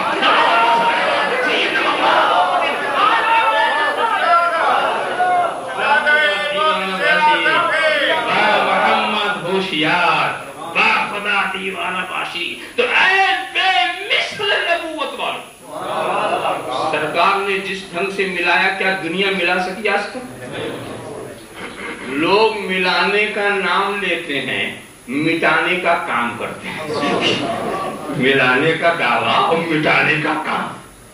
ان کے ملانے کا طریقہ کیا ہے؟ جس کے سر پر ٹوپی ہو ٹوپی چھین لو تاکہ ننگے سر سے مل جائے. جس کے پاس گھر ہو گھر لے لو تاکہ بے گھر سے مل جائے. جس کے اوپر لباس ہو لباس اتار لو چاہے ننگوں سے مل جائے. اس کو ملانا کہیں گے یا مٹانا کہیں گے؟ نبی نے کسی سے کچھ نہیں چھینا. عثمان غنی کی دولت نہیں چھینی، کسی سے کچھ نہیں چھینا، مگر اتنا جذبہ دے دیا کہ لٹاتے جاتے ہیں تسکین نہیں ہو رہی. اسلام کی راہ میں خرچ کرتے چلے جا رہے ہیں اور سمجھتے ہیں کہ بھی ہم نے کچھ نہیں کیا ہے. تو ملانا اور چیز ہے، مٹانا اور چیز ہے. ملانے والے صرف وہ ہیں جنہوں نے رومی اور حبشی کو ملا دیا، جنہوں نے عربی و عجمی کو ملا دیا، اور ایسا ملایا کہ حبشے کے غلام بلال کو قریش کا فاروق اپنا سردار کہہ رہا ہے، اپنا سردار کہہ رہا ہے. آج کی دنیا اس راز کو سمجھ نہیں پائے گی، اس مسئلے کو سمجھ نہیں پائے گی. تو وہ بے مثال شان نبوت، یا ایھا النبی، اے بے مثل نبوت والے، اے بے مثل غیب کی خبریں دینے والے. آپ کہیں گے کہ بھئی بے مثل خبریں دینے والے، سرکار تو کبھی بخیل نہیں تھے غیب بتانے میں. وما هو علی الغیب بضنین. قرآن کی آیت شاہد ہے کہ یہ رسول غیب کی بات بتانے میں بخیل نہیں. کچھ لوگ کہنے لگا ایسا یہ کیا ترجمہ آپ نے کر دیا, یہ رسول کا لفظ کہاں سے لیا؟ ہوا سے مراد رسول نہیں ہے, پھر کیا بھی اللہ. اللہ اب ترجمہ کرو, اللہ غیب کی بات بتانے میں بخیل نہیں. بتایا کس کو؟ بے وقوف.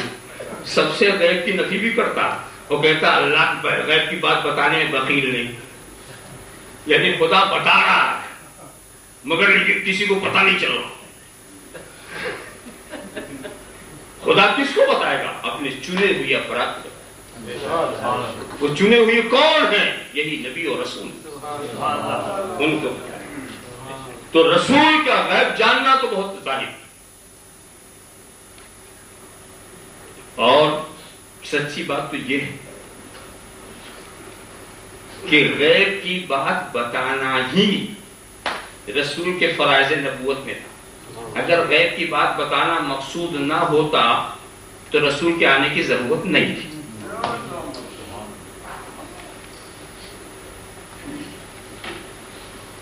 بولو رسول کس لیے آئے؟ آپ کہتے ہیں کھانا پینے کا طریقہ سکھانے آئے تھے, سونے جانے کا ڈھنگ سکھانے آئے تھے, تجارت اور زراعت کا طریقہ سکھانے آئے تھے, اٹھنے بیٹھنے کا سلیقہ سکھانے آئے تھے. اس لیے نبی آئے تھے. کیا تم کو کھانے پینے کا طریقہ نہیں معلوم تھا؟ پہلے ہاتھ سے کھاتے تھے کہ پیر سے؟ پہلے بھی ہاتھ سے کھاتے تھے, اب بھی ہاتھ سے کھاتے. پہلے بھی پیر سے چلتے تھے, اب بھی پیر سے چلتے ہو. کیا چلنا پھرنا تمہیں نہیں آتا؟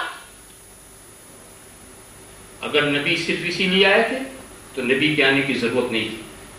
اس لیے کہ آسائش حیات کی ساری شاہراہیں ہمارے سامنے کھلی ہوئی. ہمیں خوب معلوم ہے کہ تجارت کیسے کی جاتی ہے, ہمیں خوب معلوم ہے کھانے پینے کا کیا ڈھنگ ہے, ہمیں خوب معلوم ہے کہ سونا جاگنا کیسے ہوتا, ہمیں خوب معلوم ہے کہ دنیا کی زندگی کیسے گزاری جاتی ہے. اس کے لیے نبی کے آنے کی ضرورت ہے. نبی اس لیے نہیں آئے تھے کہ تمہیں یہ بتائیں کہ ایسے کھاؤ, یہ کھاؤ, وہ پیو, یہ سب بتانے کے لیے نبی نہیں آئے. نبی اس لیے آئے تھے کہ تمہیں یہ بتا دیں کہ کون سا کھانا خدا کو پسند ہے اور کون سا کھانا ناپسند ہے, کس کھانے سے خدا راضی ہے, کس کھانے سے خدا ناراض ہے, کون سی تجارت خدا کو پسند ہے, کون سی تجارت خدا کو ناپسند ہے, کون سی زراعت خدا کو پسند ہے, کون سی زراعت خدا کو ناپسند ہے. تو نبی تو خدا کی پسند ناپسند بتانے آئے تھے.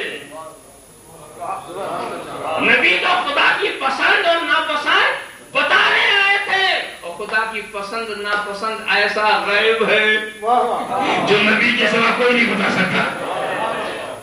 نبی کے سوا کوئی نہیں بتا سکتا. ارے آپ بتا دیں مجھے کیا ناپسند ہے, کوئی بتا سکتا؟ میں آپ کے سامنے جب میری ناپسند آپ کو پتا کی تو خدا کی ناپسند کا پتا کیسے چلے؟ تو خدا کی ناپسند کا بتانے کا واحد ذریعہ نبی. تو گویا نبی کا بنیادی کام صرف غیب بتانا ہی ہے, دوسرا کام ہے نہیں. تو اے بے مثل غیب کے جاننے والے اور اے بے مثل غیب کے بتانے والے, جب تک قرآن رہے گا غیب کا علم پھیلتا رہے گا. یہ سب نبی ہی کی تعلیم ہوگی. اور میں بتاؤں واقعی نبی کا خزانہ ابھی تک بٹ رہا بے مثل. آپ تو سوچیں گے نا کہ بھائی ٹھیک ہے رسول جب تک ہماری نگاہوں کے سامنے تھے غیب کی بات بتاتے تھے, اب کہاں بتا رہے ہیں, اب ہے کہاں جو بتا رہے ہیں؟ ایسی بات نہیں. یہی تو وہ ہیں جن کے لیے تھے کا استعمالی سے ہی ایسا ہے. آج تک آپ ہیں والا ہی کلمہ پڑھتے ہیں, چاہے سمجھیں یا نہ سمجھیں. کیا کلمہ پڑھتے ہیں؟ لا الہ الا اللہ محمد الرسول اللہ. نہیں ہے کوئی معبود اللہ کے سوا, محمد اللہ کے رسول ہیں. محمد اللہ کے رسول ہیں. ہے والا پڑھتے نا, یہ تو نہیں کہتے محمد اللہ کے رسول تھے, یہ تو نہیں پڑھتے. محمد اللہ کے رسول ہیں. یہی صحابہ نے پڑھا، یہی تابعین نے پڑھا، یہی مجتہدین نے پڑھا. آج کل کے سارے مسلمان ہی پڑھ رہے ہیں، قیامت تک یہی پڑھا جائے گا. تو یہ اسی کے لیے ہے جو قیامت تک ہے والا، یہ تھے والے کا کلمہ نہیں ہے.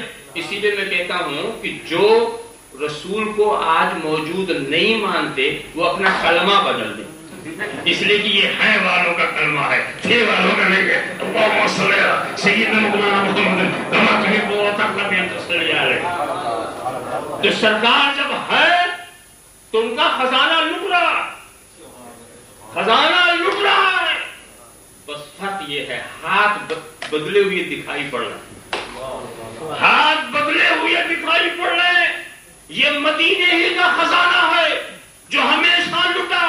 رسول غیب بتاتے رہے، کبھی اپنی زبان مبارک سے بتایا، کبھی علی مرتضیٰ کی زبان سے بتایا، کبھی حسین ابن علی کی زبان سے بتایا، کبھی غوث جیلانی کی زبان سے بتایا، کبھی خواجہ اجمیری کی زبان سے بتایا، کبھی آقا نقشبند کی زبان سے بتایا، کبھی مولا سہرورد کی زبان. یہ سارے اولیاء کاملین جو دولت لٹا رہے ہیں یہ سب مدینے کی دولت ہے، یہ گنبد خضرا کی دولت ہے، اور یہ سلسلہ جاری رہے گا. تو رسول کی سخاوت کا دروازہ بند نہیں ہوگا.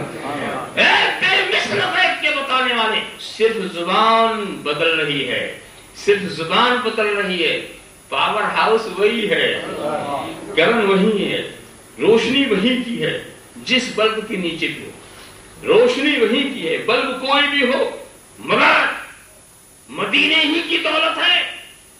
تو یا ایھا النبی، اے بے مثل غیب کی خبر دینے والے، انا ارسلناک شاہدا ومبشرا ونذیرا. مضمون سے مناسبت کی وجہ سے صرف ایک لفظ کی تھوڑی سی اور تشریح میں کروں گا تاکہ وہ علم ہی کے تعلق سے، کہ اللہ کے رسول کو کے لیے استعمال کیا شاہد.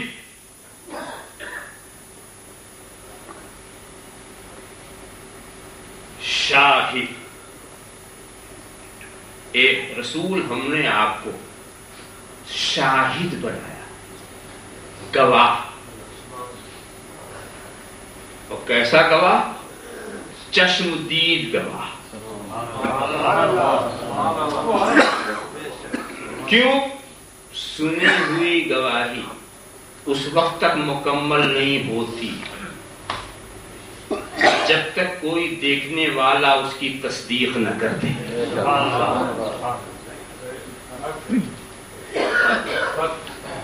اور نبی کے لیے یہ چشم دید گواہ.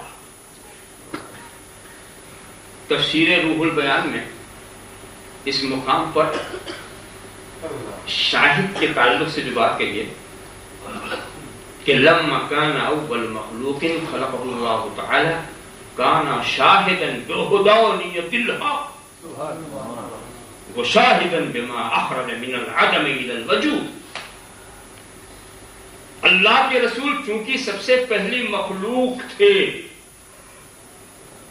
تو انہوں نے خدا کی وحدانیت کا مشاہدہ کیا، اور جو کچھ پیدا ہوتا رہا سب کو ملاحظہ فرماتے رہے، جو کچھ عدم سے وجود میں آتا رہا سب کچھ دیکھتے رہے. سب سے پہلے دیکھیے یہ عجیب بات کہی انہوں نے کہ رسول گواہ خدا کی وحدانیت کی. میں اس لیے کہہ رہا ہوں کہ واحد کا دیکھنا اور ہے اور وحدانیت کا دیکھنا اور، احد کا دیکھنا اور ہے، احدیت کا دیکھنا اور، یکتا کا دیکھنا اور ہے، یکتائی کا دیکھنا اور، بے مثل کا دیکھنا اور ہے، بے مثلی کا دیکھنا اور. انشاءاللہ اس سارے ایمان والے جنت میں بلا قید و کم واحد کو دیکھیں گے، واحد کو دیکھیں گے، احد کو دیکھیں گے، وحدانیت نہیں دیکھیں گے. احدیت دیکھنے والی چیز نہیں ہے، احدیت وحدانیت سمجھنے والی چیز، اس کا تعلق مشاہدے سے نہیں ہے، اس کا تعلق فکر سے، قوت فکریہ ادراک سے. مگر اللہ کے رسول کی نظر کو دیکھو، جو چیز سمجھی جاتی اسے بھی انہوں نے دیکھ لیا، اسے بھی دیکھ لیا. یہ بات کسی کو حاصل نہیں. وجہ کیا ہے؟ میں اس کو ایسے مثال سے سمجھا کہ یہاں مجمع لگا ہوا، مجھ سے اگر یہ پوچھا جائے کہ یہاں پہلے کون آیا، کیا میں بتا سکوں گا؟ اس لیے کہ میں خود سب کے آخر آیا. تو اب جو میں پہلے کا فیصلہ کروں گا وہ میرے علم کا فیصلہ ہوگا، گمان کا فیصلہ ہوگا، مشاہدے کا نہیں کہ مولانا پہلے آئے ہوں گے انتظام ان کو کرنا، کچھ دوسرے منتظمین پہلے آئے ہوں گے، یہ بات. مگر اگر کوئی نہ آیا ہوتا اور میں پہلے آ کے بیٹھ جاتا تو اب جو آ رہا میں دیکھا، اب آسانی سے میں بتا دوں گا کہ پہلے یہ پھر یہ پھر یہ پھر یہ. اب میرا جو بتانا ہوگا یہ مشاہدے کی بات ہوگی، یہ گمان کی بات نہیں ہوگی. اب بتا کہ خدا نے جب اپنے محبوب کو پیدا کیا تو اول ما خلق اللہ نوری، سب سے پہلی مخلوق میرا نور. نہ زمین، نہ آسمان، نہ فرش، نہ عرش، نہ مشرق، نہ مغرب، نہ شمال، نہ جنوب، نہ چاند، نہ ستارہ، نہ لوح، نہ قلم، نہ ملائک، نہ ملکوت، نہ شیطان، نہ طاغوت، نہ جنت، نہ جہنم، کچھ نہیں.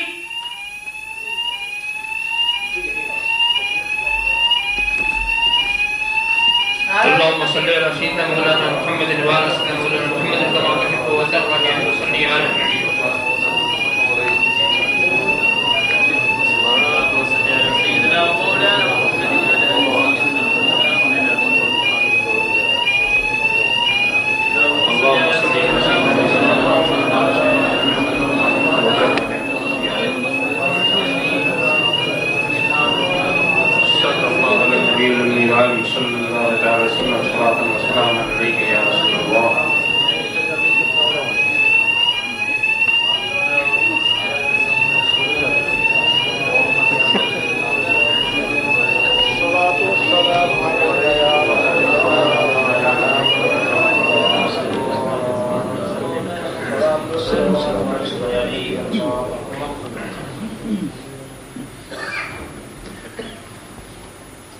تو جب کچھ نہیں تھا، کچھ بھی نہیں تھا، اور نور مصطفیٰ تھا، تو اب نور مصطفیٰ نے دیکھا، کچھ نہیں تھا، نور مصطفیٰ تھا، تو نور مصطفیٰ نے واحد کو بھی دیکھا، اس کی وحدانیت بھی دیکھی، یکتا کو بھی دیکھا، اس کی یکتائی بھی دیکھ لی، احد کو دیکھا، اس کی احدیت بھی دیکھ لی، بے مثل کو دیکھا، اس کی بے مثلی بھی دیکھ لی. تو یہی وہ ہے جنہوں نے وحدانیت کا بھی مشاہدہ فرمایا. اسی لیے ان کو سب کے آخر میں بھیجا گیا، پیدا کیا سب سے پہلے، بھیجا سب کے آخر میں. باقی جتنے آئے تھے سب سننے والے تھے، دیکھنے والا کوئی نہیں تھا. ایک سننے والا آیا چلا گیا، دوسرا سننے والا آیا، اس کا فیصلہ علم و یقین کا فیصلہ تھا، مشاہدے کا نہیں. ایک مرتبہ خواہش بھی ظاہر کی تھی ایک نے دیکھنے کی، مگر ایک تجلی کی تاب نہیں لا سکے تھے. کوئی نہ دیکھ سکا نگاہ مصطفیٰ کے سوا، کسی نے نہیں دیکھا. تو آپ ان کو پیدا پہلے کیا، بھیجا آخر میں. اے محبوب اگر تجھے پہلے بھیج دے تو پھر ان کے جانے کی کیا ضرورت؟ دیکھنے والا جب آ جاتا ہے تو سننے والے کی کون سنتا؟ دیکھنے والے پر بات تو ختم ہو جاتی ہے آخر میں، تاکہ تیری گواہی تمام سننے والوں کی گواہی کی تصدیق کر دے۔ تو رسول کی حیثیت ایک مصدق کی، اب مصدق ہمیشہ آخر میں آیا کرتا، آخر میں بھیجا تصدیق ہو جائے، اور سننے والے پہلے آئے، ایک آیا گیا، ایک دوسرا آئے گئے، آتے رہے جاتے رہے، آخر میں جب آیا اب کسی آنے والے کی ضرورت ختم، اس لیے کہ اب دیکھنے والا۔ ارے بھی آپ کے ابھی تو سالانہ ایک مسئلہ چلتا ہے نا، چاند کے دیکھنے کا چلتا ہے، کچھ لوگ بڑی محنت کرتے ہیں، 28 سے تیاری شروع کر دیتے ہیں 29 میں فرق نہ ہونے پر، آنکھ میں جتنی بصارت بڑھا سکو آج ہی بڑھا لو، مگر اتنی محنت یہ صرف عید کے چاند کے لیے کرتے ہیں، کبھی رمضان کے لیے نہ کیا ہوگا، وہ اگر بڑھتا ہے تو بڑھنے دو، مگر عید کے لیے مکمل تیاری۔ امام صاحب کو پریشان کرتے ہیں، اور آپ کے برطانیہ میں کبھی کبھی ایسا حال ہوتا ہے کہ عوام ہنستی ہے، امام روتا ہے۔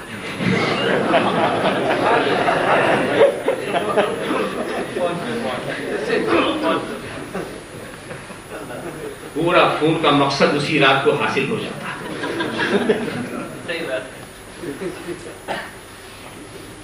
اور ضد ہوتی ہے، پہلے سے طے کر کے بیٹھتے ہیں کہ فرق نہیں ہونا چاہیے، تلاش ہوتی ہے ایسے کی جو ان کی مزاج کے مطابق فتویٰ دے سکے، تلاش ہوتی ہے ایسے امام کی جب چاہو نماز پڑھا دو، چاہے دن میں چاہے رات میں، چاہے آج چاہے کل، جب متولی صاحب کہتے پڑھا دو۔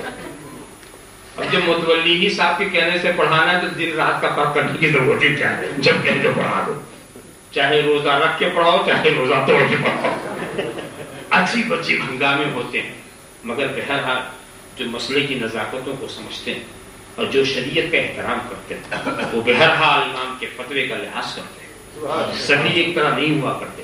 اب امام صاحب کے پاس دو صاحب آ گئے، امام صاحب چاند ہو گیا، تم نے دیکھا؟ نہیں ہم نے دیکھا نہیں، فلاں سے سنا ہے، بولا اس کو بولا تم نے دیکھا؟ نہیں ہم نے فلاں سے سنا، تو اس کو بولا، ایک ایک کو بلاتے چلے جا رہے۔ اسی بیچ میں دو ایسے بھی آئے، امام صاحب ہم نے دیکھا، تم نے دیکھا؟ انہوں نے دیکھا، ہاں وہ شریف شہادت کے لائق بھی نظر آیا، شہادت بھی انہوں نے قبول فرمایا، مضمون تیار کیا، فیصلہ کر دیا کلید ہونے والی ہے۔ اتنے میں دو صاحب اور آئے، اے امام صاحب ہم نے بھی سنا۔ ہاں بے وقوف، جب تو نے سنا تھا تجھے پہلے آنا تھا، مجھے تو دیکھنے والا مل گیا، کیا حماقت تو نے کی، تو نے سنا تھا تو تجھے پہلے آنا تھا، تو ادھر کہاں چلا ہے، مجھے تو دیکھنے والا مل گیا۔ دیکھنے والے کے بعد اب کسی سننے والے کی کون سنے گا؟ اسی لیے میں یہ کہہ دیتا ہوں اس موقع پر کہ میرے رسول کے بعد اگر کوئی بیوقوف اب کہے کہ میں نبی ہوں، یہ ایسے ہی جیسے ڈالڈا کہے میں گھی ہوں۔ ارے اگر تم نبی ہوتا تو پہلے آتا، یہ بعد میں کہاں سے آ گیا؟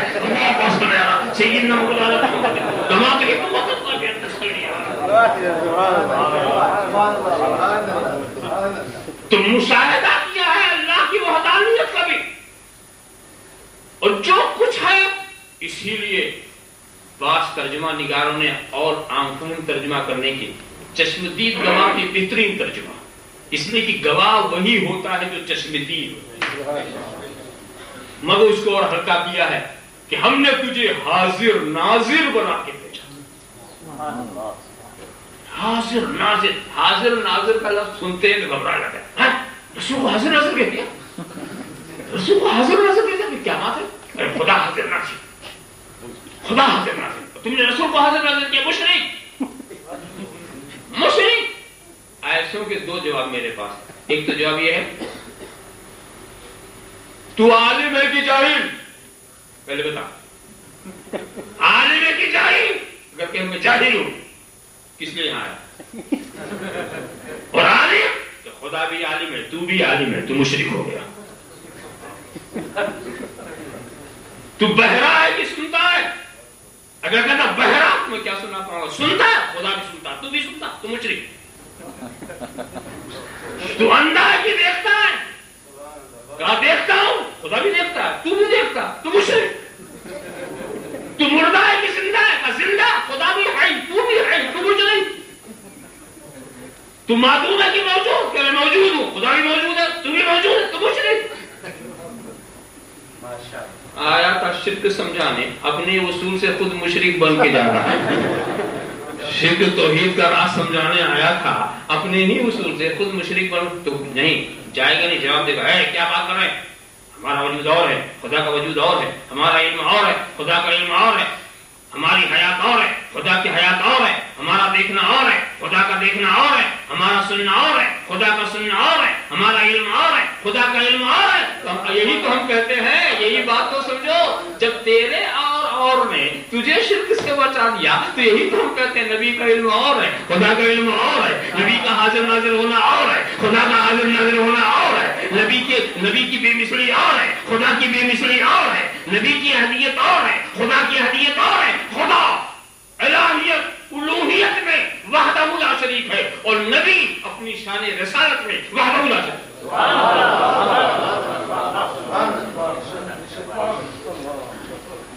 تو ایک تو جواب اس ٹائپ کا، اور ایک تحقیقی جواب دے دوں جو علمی ہو.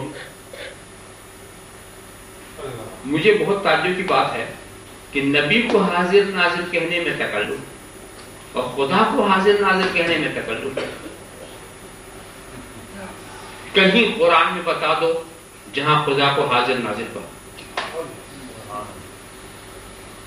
علیم کہا، خبیر کہا، سمیع کہا، عالم کہا.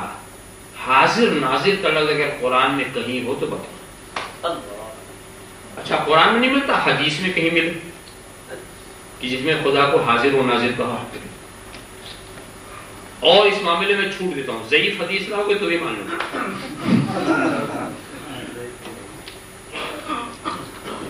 اچھا وہاں بھی نہیں ملا تو ائمہ مجتہدین کے ارشادات میں دکھا دو، تابعین کے اقوال میں دکھا دو کہ خدا کو حاضر و ناظر کسی نے کہا. کسی نے نہیں کہا. نام بھی تو ہی کرتا ہے، فیصلہ بھی کر رہا ہے. یہ تو بات کے کچھ لوگوں نے اس خدا کو حاضر و ناظر کہا. کہیں نہ قرآن میں، نہ حدیث میں، نہ تابعین کے ارشادات میں، نہ ائمہ مجتہدین کے فراوین میں کہیں خدا کو حاضر و ناظر نہیں کہا گیا. آپ بھی چونکیں گے، معاملہ عجیب سنگین ہوتا جا رہا ہے. اور میں کہتا ہوں کہ میں مہلت بھی دے رہا ہوں کہ تلاش کرنے میں کچھ وقت لگے گا نا تو قیامت تک کی مہلت. اس لیے کہ ہمارے علماء رہیں گے نا قیامت تک، تو کسی بھی عالم کے پاس آ جانا. میں سب کی طرف سے یہ بات آپ کی گوش گزار کر رہا ہوں. وجہ کیا ہے میں بتاتا ہوں. یہ حاضر ناظر کا لفظ خدا کے لیے استعمال کیوں نہیں ہوا؟ کیوں جانتے؟ لغت میں حاضر کا جو حقیقی معنی ہے وہ یہ ہے الموجود فی المکان. کسی مکان میں جو موجود ہو وہ حاضر. اور مادی آنکھوں سے جو دیکھے وہ ناظر. یہ ہے لغت کا معنی. اور خدا مکان مکانیات سے پاک، زمانہ زمانیات سے پاک، مادہ مادیات سے پاک. تو نہ وہ حاضر ہو سکتا ہے اس معنی میں، نہ ناظر. مادی آنکھوں سے دیکھنے والا ناظر، اور مکان میں موجود ہونے والا حاضر.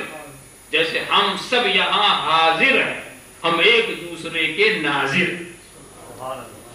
تو مادی آنکھوں سے دیکھنے والا ناظر اور مکان میں موجود ہونے والا حاضر.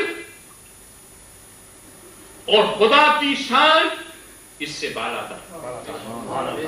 لہذا وہ لغت کے معنی میں نہ حاضر ہے نہ ناظر. اب حاضر ناظر وہی ہو سکتا ہے جو مادی آنکھ رکھتا ہو اور مکان میں بھی موجود ہو سکے. حقیقی معنی میں حاضر و ناظر وہی ہوگا جو مکان مکانیات سے پاک نہ ہو, جو مادہ مادیات سے وراء الورا نہ ہو, وہی ہو سکتا ہے. پھر آپ پھر سوچیں کہ خدا کو حاضر ناظر تو کہتے ہیں. کہاں جس نے پہلے کہا اس کے بارے میں فتویٰ پوچھا گیا کہ جو خدا کو یا حاضر یا ناظر کہتا ہے اس کے بارے میں شریعت اسلامیہ کا حکم کیا ہے. یعنی دیکھیے پہلے اس کے بارے میں فتویٰ, خدا کو جو حاضر ناظر کہتا ہے اس کے بارے میں فتویٰ پوچھا گیا تو علماء کے اختلاف ہو گئے. بعض علماء نے کہا کہ خدا کو حاضر و ناظر کہنا کفر ہے. کیوں؟ وجہ وہی کہ حاضر وہ ہے جو مکان والا, ناظر وہ ہے جو مادیت والا. تو اس معنی کر کے خدا کو حاضر و ناظر کہنا کفر ہے.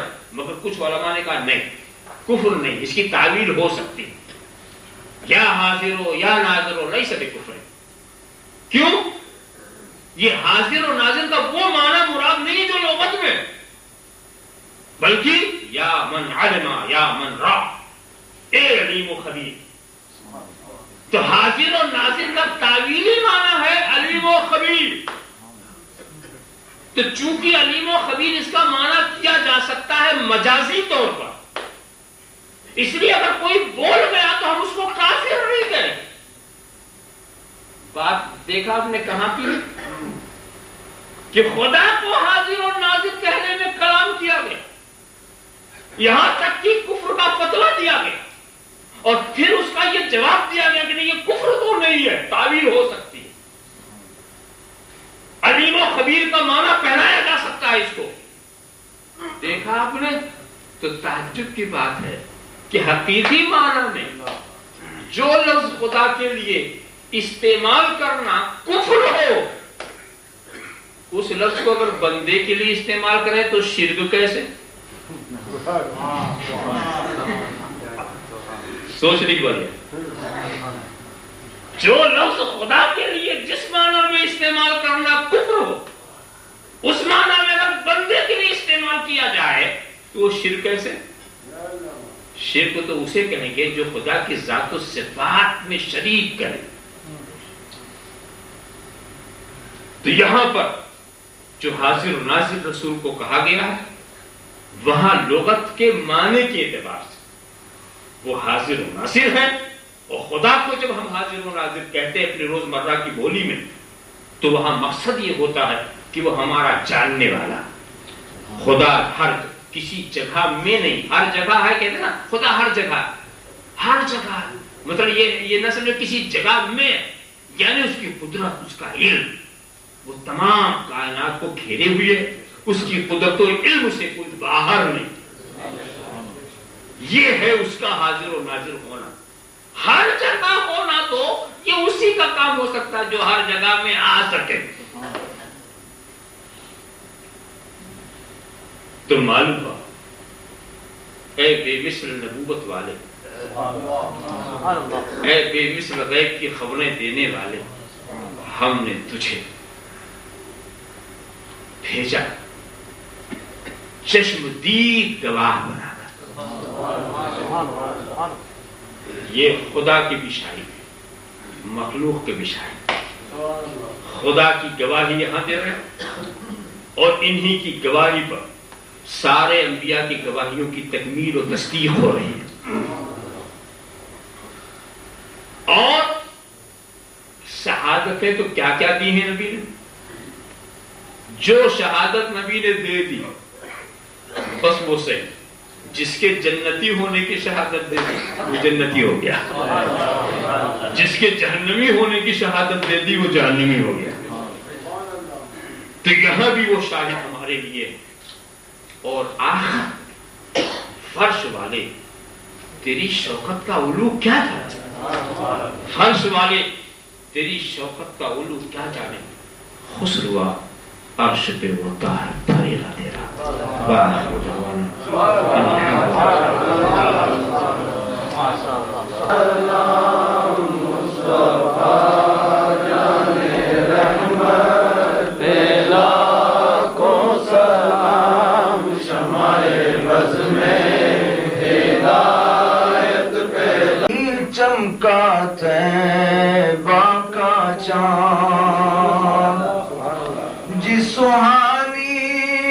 گھڑی چمکا طیبہ کا چاند سہانی گھڑی چمکا طیبہ کا چاند اس دل افروز ساتھ پہ لاکھوں سلام مصطفیٰ جانے رحمت پہ لاکھوں سلام شمع بز میں ہدایت پہ لاکھوں سلام شمع بز میں ہدایت پہ لاکھوں سلام جس کے آگے سرے سروراں خم رہے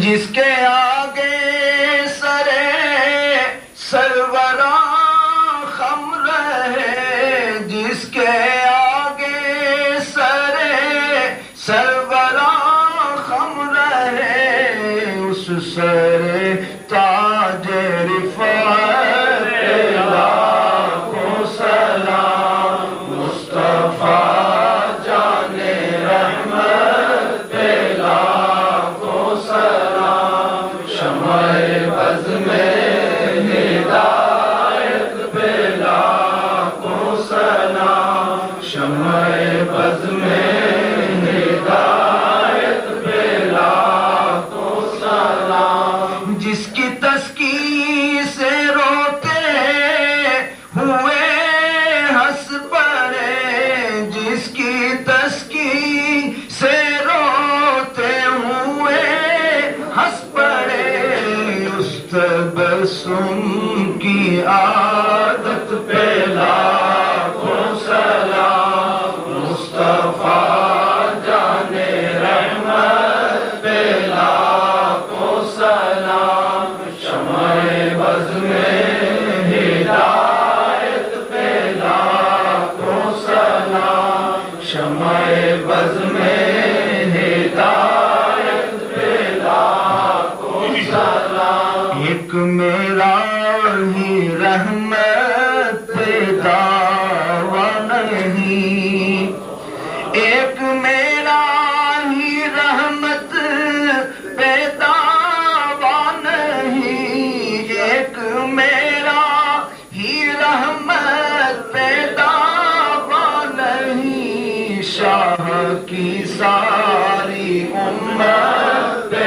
لاکھوں سلام مصطفیٰ جانے رحمت پہ لاکھوں سلام شمع بز میں ہدایت پہ لاکھوں سلام شمع بز میں ہدایت پہ لاکھوں سلام مجھ سے خدمت کے قدسی کہے ہاں رضا مجھ سے خدمت کے قدسی کہے ہاں رضا مصطفیٰ جانے رحمت پہ لاکھوں سلام شمع بز میں ہدایت پہ لاکھوں سلام شمع بز میں ہدایت پہ لاکھوں سلام یا الہی از پے زلف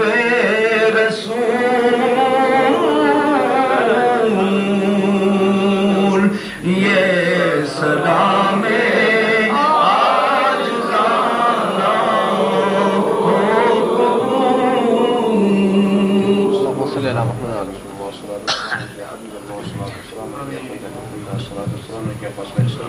الصلاة والسلام عليك يا عروس مملكة الله الصلاة والسلام عليك يا زينة الشرق والصلاة والسلام عليك يا محمد الله الصلاة والسلام عليك وعلى آلك وأصحابك وأزواجك وذرياتك وعلماء أمتك وأولياء ملتك وشهداء محبتك يا رسول الله اللهم صل على سيدنا مولانا محمد وعلى آله وصحبه وسلم آمين علم و عمل و فراخ دستی ایمان و اما و تندرستی یا لائق کرم اس نقطۂ نظر سے خدا رحم کو دے دامن میں میرے کیا گناہوں کے ماں سوا اے رحمت دوام کرم کو دے میری جان رہے تجھ پہ صدقے تیرے محبوب پہ قربان رہے یا نہ رہے فرید اللهم إنا نعوذ بفضلك القديم وطولك العظيم ولطفك العميم اللهم ادفع عنا البلاء والوباء بحمد عبادك المقربين من الأنبياء والمرسلين والشهداء والصالحين والأبطال والأوتاد أجمعين إن الله وملائكته يصلون على النبي يا أيها الذين آمنوا صلوا عليه وسلموا تسليما